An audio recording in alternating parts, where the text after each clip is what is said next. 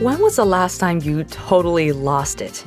And by it, I mean your sense of calm, ability to reason, and maybe even your perspective on reality.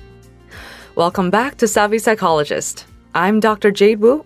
Every week, I'll help you meet life's challenges with evidence-based research, a sympathetic ear, and zero judgment. Today, I'll share 3 quick, simple things you can do to calm yourself in an emotional crisis. So, last time you lost it and spiraled into an emotional crisis, perhaps you got into a big argument with someone or suffered injustice at work, got swindled out of a lot of money, or got cheated on by a romantic partner. What thoughts were running through your mind? What emotions did you feel? What was happening in your body, and what did you do with it? In other words, how did you handle this emotional crisis? I know that I found myself spiraling before. No one's immune.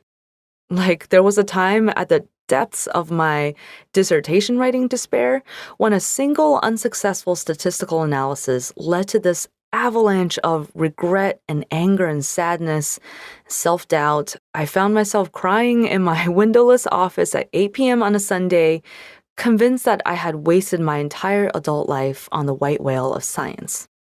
Don't worry, eventually things were okay. I published my dissertation, got my PhD, continued to cultivate a healthy relationship with science. But in the moment, it was impossible to see the big picture. And there are other times when I experienced awful injustice, like racism. In those times, it wasn't my loss of perspective that hurt. It was uncontrollable forces that plunged me into crisis mode. And that felt intense too, like an unstoppable welling up of white-hot tension that made me just want to throw nice, breakable things. And we may have pretty good ideas about how we'd like to approach an emotional crisis. We envision ourselves calmly taking stock of the situation, making reasonable arguments and fair negotiations, weighing pros versus cons, and tying up everything nicely with a step-by-step problem-solving plan. In reality, it's not so easy to keep calm and carry on when it feels like your hair is on fire or like the ground just dropped from beneath your feet. But the trick may lie in our physical bodies. Emotion regulation is a complicated business. There's a whole subfield of psychology that studies how we stabilize our out-of-control emotions, whether it's through cognitive strategies like reframing our thoughts or more spiritual strategies like cultivating mindful acceptance. Now, today, we won't go into the whole list of strategies that researchers have studied, but I think it's worth highlighting the almost magical power of using our bodies to regulate our minds. So, let's review 3 body-oriented tips and the science behind them to learn how to survive an emotional crisis. These tips are borrowed from dialectical behavior therapy, which was developed by Dr. Marsha Linehan, Professor Emeritus of the University of Washington and an expert on emotion regulation and treatment of borderline personality disorder. Specifically, we'll be talking about the TIP skill. TIP is an acronym that stands for temperature, intense exercise, and paced breathing. So number 1 with the T is cool your body temperature. When someone is in a panic or rage, we describe them as having their hair on fire or being hot-headed or behaving like their blood is boiling. And there's a good reason for that. When our sympathetic nervous system or the fight or flight system is activated, our blood pressure rises, our hearts beat faster, and we generally get hotter. And when we're hot, a 2018 study shows that we feel more anxious, irritable, and unhappy. And we even have worse self-control.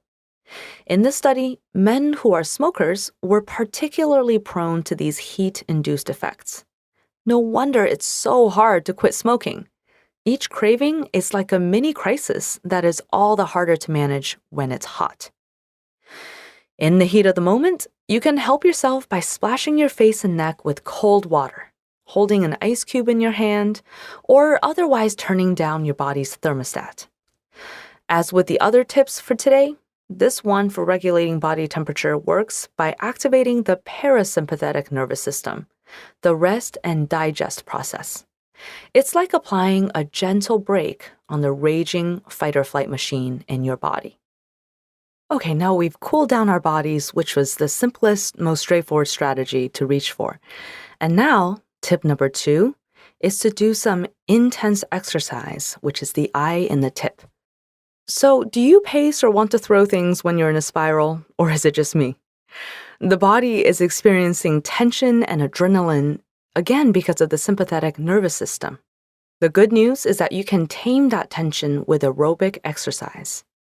Not only does exercise help our mental health in the long run by releasing endorphins and growth protein important for brain health, it can also help the immediate moment. And the even better news is that this works whether you consider yourself generally good at regulating your emotions or if you think you're a bit of a hot mess. A 2015 study measured participants' general emotion regulation tendencies, then had them jog or stretch for 30 minutes, and then showed them the saddest movie clip in the world, a scene from the 1931 movie The Champ. And by the way, this clip is so sad and so popular among emotion researchers, many of them use this clip to induce sadness in research participants. I just thought that was a fun fact. So among those who merely stretched, participants who were generally not as good at emotion regulation became sadder and stayed sadder longer. But among those who jogged, even people who usually are not great with emotion regulation were able to maintain their mood. So if you know that you're heading into an emotionally tense situation, maybe get in a good sweat first on the treadmill. It will set you up to better keep your cool no matter what you face next. And if you're worried that exercising will raise your body temperature and counteract tip number 1 for cooling down your body, don't worry. The effects of exercise outweigh any heat generated from that. We already talked about literally taking down the temperature and getting in some good aerobic exercise. Now, in the long run, sort of after you tried those 2 strategies, also you can try practicing paced breathing, and that's tip number 3. The age-old advice to just breathe does have a good point. I've talked about how it's not helpful as the first piece of advice to give someone who is actively anxious because it can sound condescending, but it is a useful tip to remember for yourself and to share when someone's ready. Breathing slowly and deeply is another simple way to activate the rest and digest system in the body. You can try breathing in for a count of 5 and then breathing out to a count of 7. If this is too slow, feel free to adjust the count.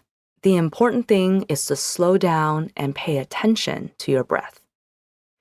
If you pair this technique with diaphragmatic breathing, so also known as belly breathing, research has shown that you will not only feel better in the moment, but also improve your overall mood and even ability to sustain attention if you practice this repeatedly.